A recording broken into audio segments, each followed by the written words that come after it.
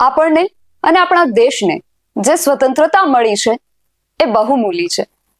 આ સ્વતંત્રતાની કિંમત તમે અને હું ચૂકવી નથી શકતા, કારણ કે આ સ્વતંત્રતા મેળવવા માટે જે બલિદાન આપણા ક્રાંતિવીરોએ આપ્યા તે અનમોલ હતા. તમે અને હું તેની કિંમત ન આંકી શકીએ. પોતાના આખા જીવન અને જીવન તો શું, પોતાના જીવ પણ આપણી જ આ ધરતીના સપૂતોએ હોમી દીધા હતા.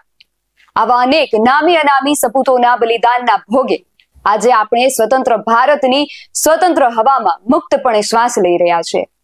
આમ તો ભારતને આઝાદી અપાવવામાં અનેક ક્રાંતિકારીઓએ પોતાનું યોગદાન આપ્યું છે, પરંતુ આપણા પાડોશી રાજ્ય રાજસ્થાનની ધરતી પર એક એવો મહાન પરિવાર થઈ ગયો જે આખો પરિવાર સ્વતંત્ર ભારતની લડત માટે કામ આવી ગયો.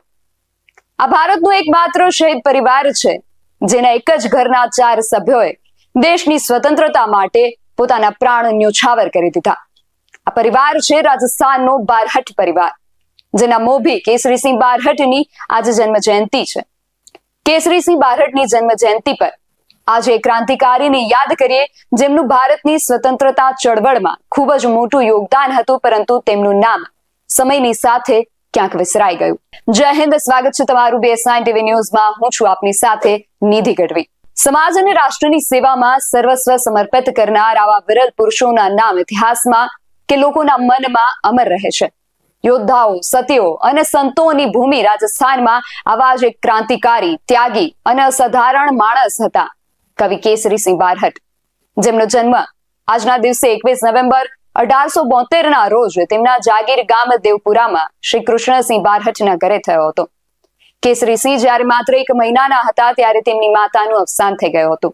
તેથી તેમનો ઉછેર તેમની દાદી દ્વારા થયો હતો અને તેમનું શિક્ષણ ઉદયપુરમાં થયું હતું.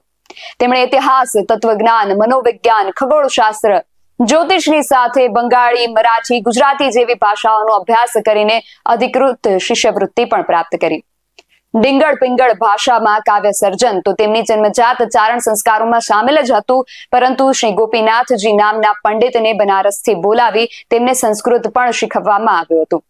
કેસરીસિંહના સ્વાભ્યાસ માટે તેમના પિતા કૃષ્ણસિંહનું પ્રખ્યાત પુસ્તકાલય કૃષ્ણવાણી વિલાસ પણ ઉપલબ્ધ હતું, જ્યારે રાજકારણમાં તેઓ ઇટાલીના રાષ્ટ્રપતિ મેઝિનીને તેમના ગુરુ માનતા હતા. લંડનમાં અભ્યાસ કરતી વખતે વીર સાવરકરે મેઝિનીની જીવન ચરિત્ર મરાઠીમાં લખી હતી અને તેને ગુપ્ત રીતે લોકમાન્ય તિલકને મોકલી હતી, કારણ કે તે સમયે બ્રિટિશ સામ્રાજ્ય દ્વારા મેઝિનીની જીવન ચરિત્ર પર પ્રતિબંધ મૂકવામાં આવ્યો હતો. કેસરીસિંહજીએ આ મરાઠી પુસ્તકનો હિન્દીમાં અનુવાદ પણ કર્યો. કેસરીસિંહજીએ શિક્ષણના પ્રસાર માટેની અનેક યોજનાઓ બનાવી હતી. કેસરીસિંહજીએ સમાજને અને તેમાં પણ ખાસ કરીને ક્ષત્રિય જ્ઞાતિને નિરક્ષરતાના અંધકારમાંથી બહાર લાવવા માટે ઘણી યોજનાઓ બનાવી, જેથી રાજસ્થાન પણ શિક્ષણ ક્ષેત્રે અન્ય રાજ્યો સાથે સ્પર્ધા કરી શકે. તે સમયે રાજસ્થાનના અજમેરની મેયો કોલેજમાં અંગ્રેજોએ રાજાઓ અને રાજકુમારો માટે એવી શિક્ષણ વ્યવસ્થા લાગુ કરી હતી જેમાં તેઓ પોતાની પ્રજાને દેશથી અલગ થઈ જાય. એટલા માટે જ 1904માં કલકત્તાની નેશનલ કોલેજની જેમ, જેના આચાર્ય અરવિંદ ઘોષ હતા, અજમેરમાં ક્ષત્રિય કોલેજ સ્થાપવાની યોજના બનાવવામાં આવી, જેમાં રાષ્ટ્રીય ભાવના સાથેનું શિક્ષણ પણ આપી શકાય. આ આયોજનમાં રાજસ્થાનના અનેક અગ્રણી બૌદ્ધિકો તેમની સાથે હતા. સસ્તા ટેકનિકલ શિક્ષણ માટે 1907-8માં રાજસ્થાનના હોનહાર વિદ્યાર્થીઓને જાપાન મોકલવાની એક વધુ મહત્વની યોજના બનાવવામાં આવી, કારણ કે એ સદીમાં જાપાન એકમાત્ર એવો દેશ હતો જે રશિયા અને યુરોપિયન શક્તિઓ સાથે સ્પર્ધા કરી શકે.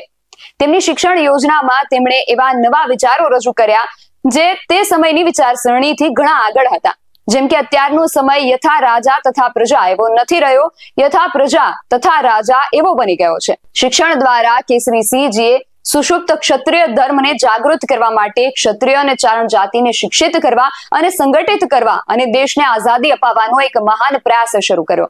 આ વ્યાપક યોજનામાં કેસરીસિંહે ક્ષાત્ર શિક્ષા પરિષદની સ્થાપના કરીને મૂળભૂત શિક્ષણ આપવાનું આયોજન કર્યું. શિક્ષણના પ્રસાર સાથે વૈજ્ઞાનિક શોધનો એક તદ્દન નવો વિષય કેસરીસિંહજીએ વર્ષ 1903માં જ અક્ષર સ્વરૂપરી શોધનું કાર્ય શરૂ કર્યું.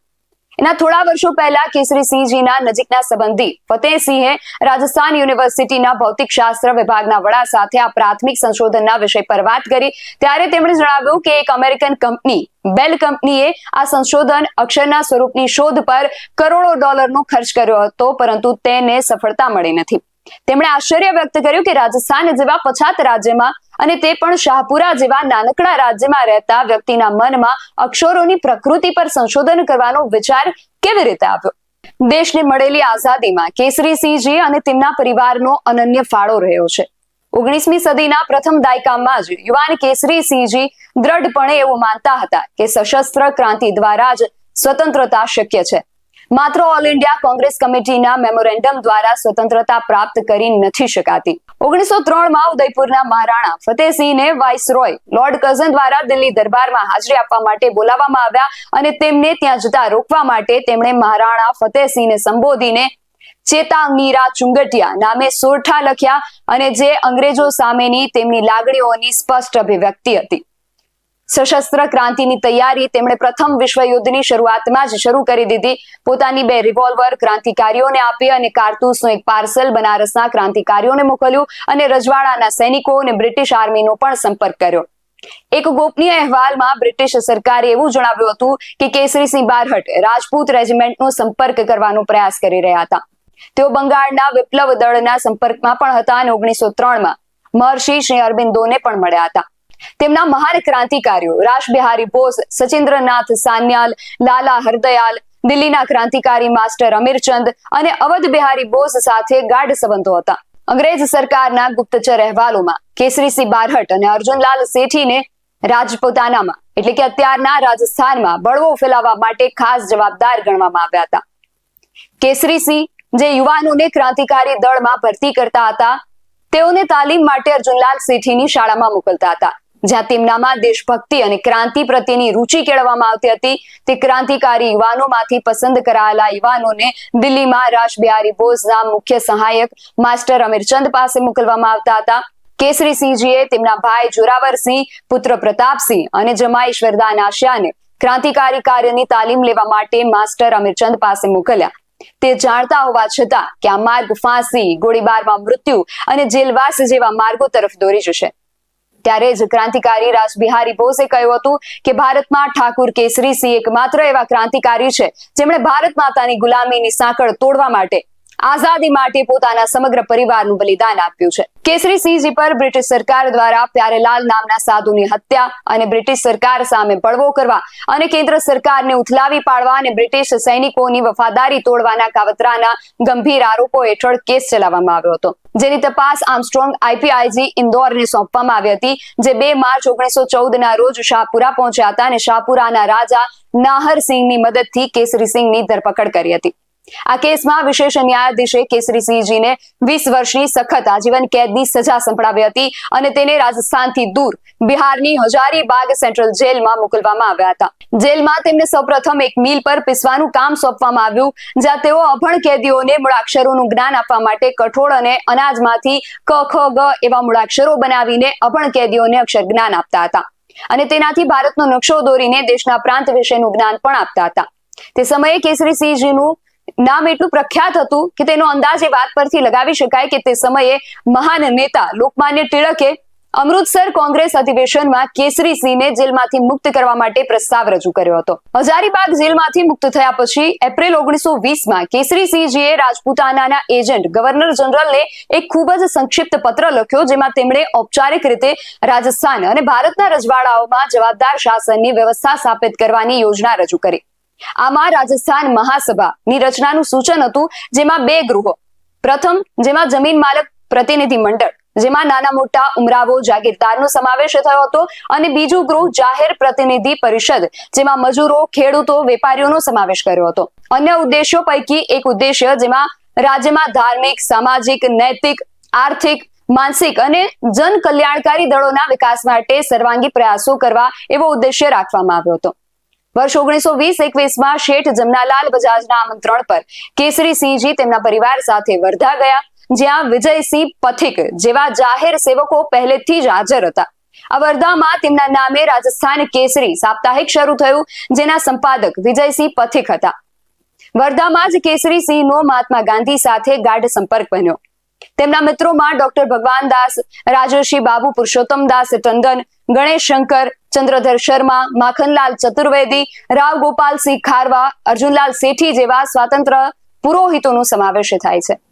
દેશની આઝાદી માટે સર્વસ્વ બલિદાન આપનાર ક્રાંતિકારી કવિ કેસરીસિંહજીએ 14 ઓગસ્ટ 1941 ના રોજ હરિઓમ તત્સત ના ઉચ્ચારણ સાથે અંતિમ શ્વાસ લીધા. 1903 માં જ્યારે દેશમાં ભાવિ સશસ્ત્ર ક્રાંતિની તૈયારીઓ ચાલી રહી હતી અને બીજી તરફ ભારતના લોકોમાં અંગ્રેજો પ્રત્યે રાજભક્તિની ભાવના ઉત્પન્ન કરવા માટે તત્કાલીન વાઇસરોય લોર્ડ કર્ઝને એક યોજના તૈયાર કરી. તેણે સમ્રાટના સિંહાસન પર બેસવાના ઉપલક્ષ્યમાં સમ્રાટના પ્રતિનિધિ સ્વરૂપ દિલ્હીમાં એક વિશાળ દરબારનું આયોજન કર્યું અને દેશભરના રાજા મહારાજાઓને તેમાં આમંત્રણ આપ્યું. પરંતુ મેવાડના સ્વાભિમાની મહારાજા ફતેહસિંહે આમાં સહભાગી થવા અનિચ્છા પ્રગટ કરી. પરંતુ લોર્ડ કર્ઝનના ખૂબ મીઠડા એવા લોકોની વાતોમાં આવીને તેઓ દિલ્હી જવા માટે રવાના થયા. શેખાવટીના ક્રાંતિકારીઓને આ ન ગમ્યું અને તેમણે મહારાજાને રોકવા માટે કેસરીસિંહજીને જવાબદારી સોંપી. અને ત્યારે આ દેશભક્ત કવિએ ચેતાવનીરા ચુંગટિયા નામે 13 શ્લોકની રચના કરી.